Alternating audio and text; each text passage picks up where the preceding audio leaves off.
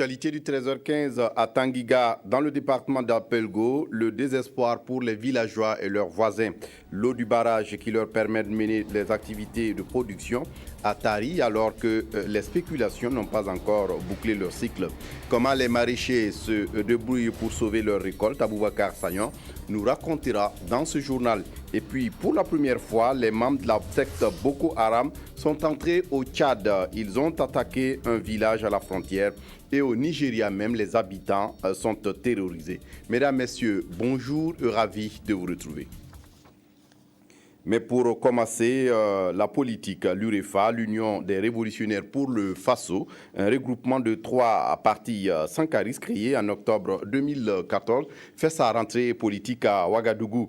La présidentielle de octobre prochain a pesé sur les esprits au cours de cette rentrée politique. Maxime Zongo. Quelle stratégie organisationnelle pour une victoire éclatante des révolutionnaires aux élections de 2015? Voilà l'axe de réflexion choisi par l'UREFA, l'Union des révolutionnaires pour le Faso, en cette rentrée politique. La convergence de l'espoir, l'alliance des démocrates révolutionnaires et l'Union pour la renaissance démocratique, mouvement sankariste, par cette retrouvaille, sont le top de départ du marathon devant les conduire en octobre prochain. L'UREFA a entrepris des actions de concertation de manière large avec le milieu révolutionnaire afin que nous puissions aller de manière groupée à ces élections. L'élément essentiel, c'est l'unité. L'unité pour nous affirmer, pour être présents, pour peser dans la vie politique de ce pays. Vous savez que l'éparpillement ne profite jamais à une cause, même si elle est bonne. Notre première activité, c'est le regroupement des sankaristes, le regroupement des révolutionnaires. 8 mois, un temps que les responsables de l'UREFA estiment très court. Et pour relever le défi, l'Union des révolutionnaires pour le Faso invite ses militants à la mobilisation. Une mobilisation qui sera marquée par le renouvellement des structures, le regroupement des bureaux membres des partis de l'Union, s'informer et se former à souhait. L'autre acte majeur, l'enrôlement biométrique où les militants sont invités à y accorder beaucoup d'intérêt. De son côté, Léonce Koné, du directoire national du CDP, était dans son fief de la Komoué à Banfoura. Léonce Koné et la délégation qui l'accompagnait a rencontré les militants et sympathisants du l'ex-parti majoritaire des Cascades.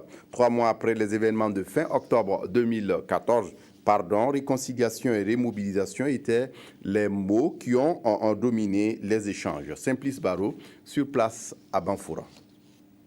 C'est au siège provincial de l'ancien parti au pouvoir qui porte encore les stigmates des événements des 30 et 31 octobre 2014 que le directoire national du Congrès pour la démocratie et le progrès conduit par son président est allé à la rencontre de ses militants des Cascades.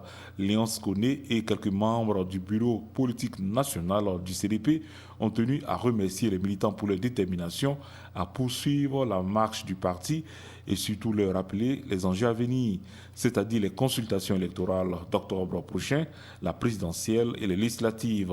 Mais pour la conquête du pouvoir d'État perdu, le président du directoire national du CDP invite ses militants à s'inscrire sur les listes électorales et à se faire établir les documents administratifs. D'être mobilisés, de se préparer pour les échéances qui vont venir.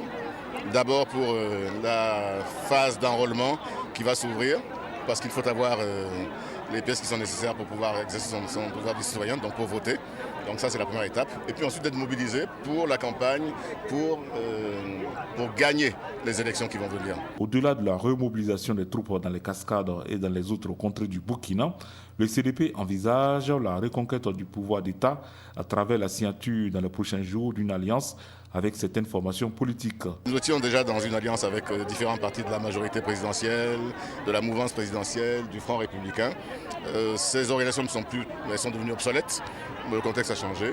Mais le besoin que nous avons dans ces parties-là de rester unis et d'affronter ensemble les échéances qui viennent demeure. Et donc nous avons décidé de reconstituer une nouvelle alliance à la fois pour les élections et puis également pour gouverner plus tard si nous gagnons les élections. Dans leurs différentes interventions, les représentants des anciens, des femmes et des jeunes ont réaffirmé leur attachement au parti de l'EPI et de la DABA. Ils ont en outre salué les efforts des autorités de la transition pour leur politique d'inclusion et leur volonté de respecter le calendrier électoral.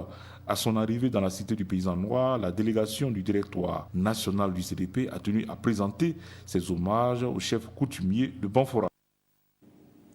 Le mouvement Le Balai Citoyen vient d'organiser un panel sur le train de vie de l'État ce samedi 14 février à Ouagadougou. Autour de la table, un membre du Conseil national de transition, un membre du gouvernement, le président de l'autorité supérieure de contrôle d'État et un représentant de la coalition contre la vie chère. Des débats houleux, nous raconte Abdourahmane Zongo. La réduction du train de vie de l'État dans un contexte post-insurrectionnel. Cette thématique sur initiative du Balai Citoyen suscite des échanges directs, parfois houleux, entre assistants et panélistes. Compte tenu en réalité de la dimension que les difficultés par rapport aux émoluments du CNT prenaient, nous nous sommes dit que peut-être qu'il fallait ramener tout le monde sur la table, discuter et essayer de voir qu'est-ce que les Burkinabés de l'après-insurrection veulent voir, veulent entendre comme mécanisme de réduction donc, du train de vie de l'État. Qu'il soit du gouvernement, de l'hémicycle, de l'autorité supérieure du contrôle d'État ou encore de la coalition contre la vie chère, les différents orateurs, face aux nombreuses questions d'intérêt des participants, ont fait des analyses, apporté des éclairages et proposé des pistes de solutions. Au niveau du CNT, vous avez dû vous rendre compte qu'il y a eu, ne serait-ce que la réduction des émoluments des députés. C'est déjà un pas. Et le CNT va recevoir de la Commission de réconciliation nationale et des réformes des propositions tendant à assainir la gestion des finances publiques et le respect et à garantir le respect des biens publics. Mais au-delà de cette question de réduction du train de vie de l'État, nous avons dit qu'il s'agit d'approfondir, de notre point de vue, la démocratie et la justice sociale dans notre pays. Le tout n'est pas de dire, bon, on réduit juste le train de vie de l'État, mais c'est aller au-delà pour que ce pourquoi effectivement notre peuple a accepté de se sacrifier dans la rue le 30 et 31 octobre puisse récolter les fruits de cela. Le professeur Ibriga parle, lui, d'auto-ajustement structurel et conjoncturel. Qui dit condition conjoncturelle dit auto-ajustement. C'est-à-dire que nous allons mettre en adéquation nos ressources par rapport à nos moyens. Et que l'excédent que nous allons dégager, nous allons l'utiliser pour le développement de notre pays. Et donc, ça veut dire que nous devons rationaliser l'utilisation du bien public. Mais si nous réfléchissons uniquement sur le plan conjoncturel, ça ne va pas. Il faut que nous réfléchissions sur les conditions structurelles. Et ça demande que l'on mette en place la bonne gouvernance, que nous agissions en fonction de la règle de droit. L'objectif de ces échanges est de contribuer à faire en sorte que la réduction du train de vie de l'État ne soit pas une simple vue de l'esprit ou un slogan politique, mais qu'elle se traduise concrètement dans le quotidien de tous les citoyens burkinabés. Un grand format dans ce journal, certaines artères de la ville de Ouagadougou sont devenues trop étroites. Pour s'en rendre compte, il faut les emprunter aux heures de pointe. L'incivisme des usagers n'arrange pas les choses. Des projets de réaménagement des routes existent. Et le projet le plus emblématique est celui de la route de l'hôpital Yalgado-Ouedraogo. Viviane Tiendrebego s'est intéressée à la question images et commentaires. Il est 7h30 ce vendredi 13 février sur l'avenue du Yatenga et comme tous les jours ouvrables, les véhicules avancent ici par choc contre par choc. Les motocyclistes et les autres usagers essaient de se frayer un chemin dans cet embouteillage vaille que vaille. Et ni les feux rouges, pas même la présence des volontaires n'empêche certains usagers de passer. Autre artère, même situation. Nous sommes ici sur le barrage numéro 1 en provenance de Kosodo. Pour franchir 1,5 km, notre équipe a passé 20 minutes dans un embouteillage. C'est un peu difficile souvent à des heures telles que midi et demi ou le soir vers 17h30. S'il pouvait avoir au moins une autre voie derrière, avoir à l'hôpital, c'est encore plus mieux. Ce n'est pas aisé dans tous les sens, entrer comme sortir. Qu'est-ce qu'il faut faire alors? Trouver une solution. Comme quoi? Sens unique possible. En pareille circonstance, le moindre geste de courtoisie peut donner cette situation. Les passagers qui venaient des deux sens m'ont serré le passage. Mais quand j'ai voulu traverser, j'ai rencontré ce motocycliste et nous avons eu l'accident. Je n'ai pas su que les gens qui étaient arrêtés voulaient laisser passer une voiture. J'ai déboîté pour passer et c'est là que l'accident est survenu. La circulation des poids lourds aux heures de pointe n'arrange pas la fluidité du trafic. La loi qui régit leur entrée dans la circulation date pour Ouagadougou de 1980. En principe, tous les véhicules qui sont dits poids lourds ne devraient pas circuler dans la ville de Ouagadougou avant 20 heures. Donc, ces véhicules doivent circuler à l'intérieur de la ville entre 20h et 5h du matin. Et il y a des voies qui sont réservées à la circulation à tout moment. Donc c'est des voies de contournement comme la circulaire. Si vous quittez Fada, vous pouvez aller jusqu'au carrefour Fada-Kaya pour remonter vers la zone industrielle de Kosodo. Et vous pouvez également quitter Kosodo pour passer sur le barrage et rejoindre Sankariari. Et vous pouvez quitter Sankariari en repassant vers l'avenue d'Yatenga et rejoindre la zone industrielle de Gouin. Vous pouvez quitter Gouin en passant par le camp Sangoulé-Lamizana pour rejoindre la route de Bobo. C'est donc dire que l'actuelle circulaire est dépassée. Le département en charge des infrastructures en est conscient. Il est prévu également une voie de contournement qui va remplacer la circulaire. Les études sont achevées et tous les dossiers d'appel d'offres sont prêts. Maintenant, on est en train de voir le schéma financier qu'il faut mettre en place pour pouvoir entamer les travaux.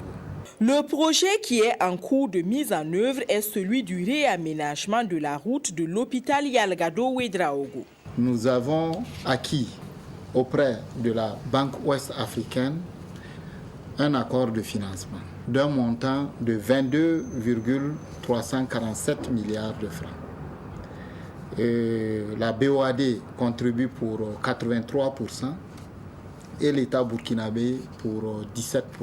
Nous aurons une chaussée 2 x 2 voies en béton bitumineux avec un terre-plein central, avec des contre-allées par endroit, la construction de 2 passerelles. C'est la première fois que ça sera aménagé à Ouagadougou. Et ces 2 passerelles, essentiellement réservées aux piétons, il y a un rond-point avant d'arriver à l'hôpital. Au niveau de ce rond-point, nous allons aménager un mini-échangeur. La procédure de passation des marchés a déjà commencé. Les travaux peuvent commencer normalement, si tout se passe bien, au dernier trimestre de l'année 2015. Le délai d'exécution des travaux est de 18 mois. En attendant, le respect du code de la route et la courtoisie peuvent aider à civiliser la circulation dans les grandes villes comme Ouagadougou. L'on pourrait aussi anticiper ces embouteillages en sortant plus tôt de chez soi.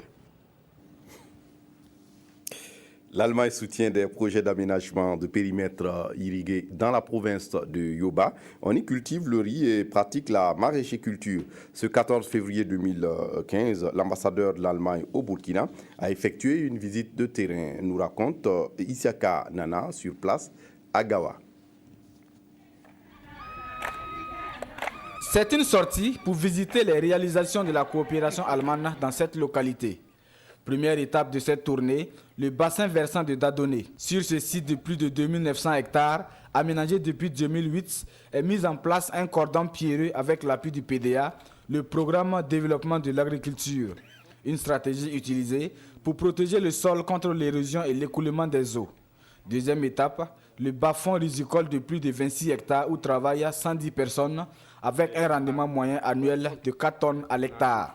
Troisième et dernière étape de cette visite de l'ambassadeur allemand, le périmètre maraîcher de Dadonné de 4 hectares exploité par 36 personnes réunies en groupement, produisant des choux, du piment et des oignons. Je suis vraiment impressionné de voir cette activité, cette capacité de traduire ces contributions en quelque chose de pratique et vraiment d'améliorer la condition de vivre pour la population régionale.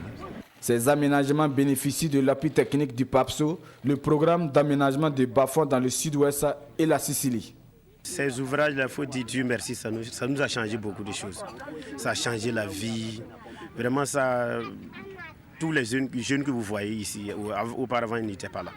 Il y a d'autres qui partaient, souvent on les retrouvait dans les sites d'or. Il y a d'autres partir en Côte d'Ivoire ou Ghana. Mais actuellement, nous sommes là.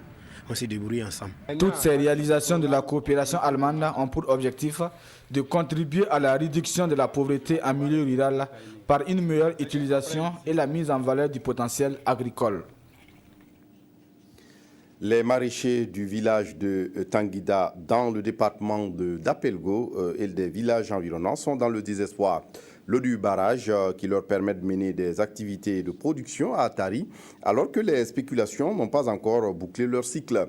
La moisson sera bien maigre cette saison pour les centaines de producteurs installés autour de la retenue d'eau. Plongés dans la précarité, ils appellent à la réhabilitation de l'ouvrage. Mais quelles sont les raisons de l'assèchement du barrage? Comment les maraîchers se débrouillent pour sauver leur récolte? Élément de réponse avec Aboubakar Sagnon. Comme à l'accoutumée, les concessions du village de Tanguiga dans le plateau central sont désertes ce matin.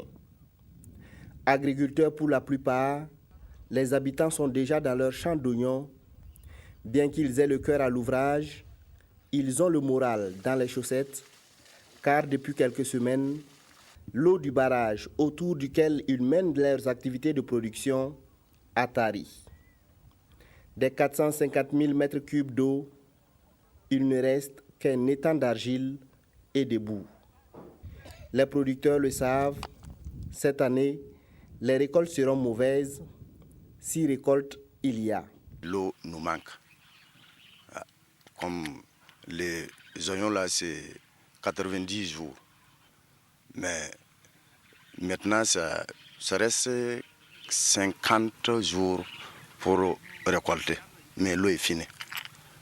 On ne sait pas comment on va faire maintenant. Pour tenter de sauver ce qui peut encore l'être, les maraîchers ont creusé des petits puits dans le barrage afin d'obtenir un peu d'eau pour arroser les spéculations. Une pratique peu recommandée et dont ils ne peuvent attendre grand-chose. Certains sont au début bilbaison, c'est-à-dire que la formation des bulbes d'oignons. Et ces stades-là, présentement, la solution, c'est d'enlever ces bulbes d'oignons-là, aller les vendre, ce qu'on appelle oignons filles. Comme ça permet quand même de rentabiliser la production, quand même, je ne sais pas à 100% au moins, ça lui permet de ne pas perdre carrément. Mais sinon, s'il laisse, puis il n'y a plus d'eau, ça va être carrément une perte. Non seulement il ne pourra pas vendre l'oignon fille, il ne pourra pas aussi voir l'oignon bill, parce qu'il n'y a plus d'eau pour que la culture puisse boucler son cycle. Cette option est le moindre mal, mais elle n'arrange pas du tout les producteurs qui ne pourront pas rembourser leurs prêts, encore moins faire des bénéfices. Moi, là où je suis, là, je ne vais rien récolter cette année. J'ai payé 4 boîtes d'oignons. La boîte coûte 25 000. Les 4 boîtes font 100 000 francs. L'engrais, j'ai payé 7 sacs. J'ai payé de l'essence 25 litres plus un 20 litres. Je travaille avec la machine. Mais l'eau de barrage est finie. J'ai cultivé au moins un demi-hectare. C'est un ami commerçant qui m'a aidé. Donc j'ai fini de travailler. À la fin, je lui rembourse. L'année qui vient encore, je prends. C'est comme cela on se fait. Mais cette année, je ne sais pas comment je vais faire pour avoir de l'argent pour rembourser. Quand il y avait de l'eau dans le barrage, l'activité était très rentable. On arrivait à soutenir nos maris et scolariser nos enfants. Avec cette sécheresse, on ne sait pas comment on va faire pour rembourser nos dettes. Une question qui mérite d'être posée, car ici, la maraîchiculture fait vivre plusieurs centaines de ménages. La pression foncière est justement la principale cause du tarissement du barrage. Les services de l'agriculture ont recensé en début d'année 600 producteurs autour du point d'eau. La superficie d'oignons est passée de 6 hectares en 2012 à 40 hectares en 2014. Une augmentation constatée également par les producteurs. L'année passée, là, les gens ne sont pas beaucoup. Mais les gens sont venus cette année-là beaucoup. Voilà pourquoi de l'eau là, ça ne suffit pas. Oh, ouais. Ces gens-là, ils sont venus d'où? Ils sont venus, c'est 24 villages qui travaillent ici. 24 villages. Or que l'année passée là, c'était 8 ou 7 villages seulement qui travaillent ici. Comme les gens là sont venus beaucoup maintenant. L'assèchement du barrage de Tanguiga est aussi dû en partie aux activités de production menées sur les berges, ce qui contribue à l'ensablement de l'ouvrage. Il y a eu un aménagement en aval du barrage de 10 hectares où il était prévu la production maraîchère avec maîtrise de l'eau. Bon, au vu du fait que chaque année, la pression sur le barrage augmente, les gens se sont retrouvés au niveau en amont, les parties protégées du barrage. Le fait que les gens sont au niveau de l'amont du barrage, là, il faut qu'on trouve une solution. Sinon, tant qu'il n'y a pas de solution à ce niveau-là, l'eau du barrage, ça ne pourra jamais suffire. À la question de savoir pourquoi ils ne veulent pas s'installer sur les périmètres aménagés, les producteurs évoquent l'insuffisance d'eau et de parcelles exploitables. En attendant de trouver une solution à ce problème précis, vieux, jeunes et femmes de Tanguiga et des villages environnants lancent un appel aux autorités pour la réhabilitation de leur barrage construit en 1985. Pour que le sésame soit un précieux sésame pour ses producteurs dans la boucle du Mouhoun, l'Union des producteurs de ce Toléjaginé a organisé une journée promotionnelle à Dédougou, une journée au cours de laquelle on a parlé commercialisation surtout. Paul Sawadogo sur place à Dédougou. Du pain, de l'huile, du jus, bref, c'est une diversité de mets à base du sésame qui était exposée à cette première édition des journées promotionnelles du sésame. Une journée initiée pour non seulement montrer au public les possibilités de transformation du sésame, mais aussi pour écouler les productions. D'échanger avec les exportateurs de sésame, les commerçants, afin de trouver un marché qui va en tout cas payer le produit, un marché sûr et un peu rémunérateur. Le sésame est le deuxième produit d'exportation du pays après le coton. Sa contribution aux recettes d'exportation en 2013 se chiffrait à 16 milliards de francs CFA. Pour cette première édition de la journée promotionnelle du sésame, les exposants n'ont pas marchandé leur participation. Et pour le représentant du parrain, cette mobilisation des acteurs autour de la journée promotionnelle du sésame est une preuve qu'elle offre des opportunités d'affaires. Nous sommes satisfaits de cette mobilisation. Nous ne sommes pas étonnés parce que nous travaillons avec ces producteurs-là et nous avons vu que c'est une de leurs préoccupations, à savoir faire des journées promotionnelles pour faire connaître leur production, mais surtout pour vendre leur production. Le niveau de la transformation est très faible actuellement. Donc nous qui nous débrouillons un peu, on essaie de faire quelques mets à base du sésame. Donc les gens apprécient. Voilà, parce que c'est un peu rare sur le terrain. En marge de cette journée promotionnelle, les organisateurs ont tenu un forum qui a regroupé les différents acteurs pour réfléchir sur les chantiers de la commercialisation et les perspectives de la production d'un sésame de qualité. Créée en 2011, l'Union régionale des producteurs du sésame de la boucle du Mouhoun compte 1495 membres, ici de 6 unions provinciales. Et puis de son côté, l'Union des mini-laiteries et producteurs de lait local au Burkina mise sur le lait et ses produits dérivés pour le développement du pays. Au cours de la journée promotionnelle organisée ce week-end à Ouagadougou, l'Union s'est voulue un peu plus ouverte. Claudine Bikava. Comme pour dire consommons burkinabé, le lait local est au cœur de toutes les attentions pendant les 72 heures décrétées à cet effet. Initié par l'Union nationale des mini-laiteries et producteurs de lait local du Burkina, durant ces 3 jours, les acteurs vont échanger autour du thème « La contribution et la place des mini-laiteries dans le développement socio-économique ».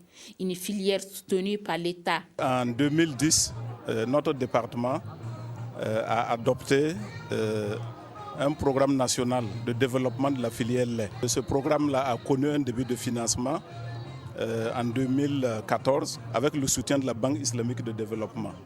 Et ce projet ne concerne qu'un rayon de 100 km autour de Ouagadougou. Ça veut dire que tout le reste, nous avons besoin encore de ressources pour effectivement travailler à développer la filière lait sur l'ensemble du pays. Cette filière occupe 90% des femmes. C'est pourquoi le slogan de l'Union est « Le lait local, pouvoir économique des femmes au Faso ». Une filière qui rencontre beaucoup de difficultés à s'implanter dans le tissu économique. C'est des défis liés à la qualité qu'il faut relever, les défis liés au foncier pour nos producteurs et les transformateurs, et les défis liés aussi aux questions de l'environnement que les producteurs ne maîtrisent pas. Alors que si vous voyez que nous utilisons beaucoup les châssis plastiques, donc nous souhaitons quand même qu'une solution soit trouvée pour nous, pour qu'on puisse, parce que nous vendons plus de la moitié de nos produits dans des sachets plastiques. Ce cadre est une opportunité voulue par ces acteurs pour échanger avec les partenaires techniques et financiers pour trouver des solutions à leurs préoccupations. Et la promotion passe nécessairement par la valorisation et des produits laitiers ont été donnés à voir à cette terre d'exposition choisie pour la cause. Voilà, c'est tout pour ce journal. Merci de l'avoir suivi. Très bonne suite de programmes sur la RTB. Au revoir.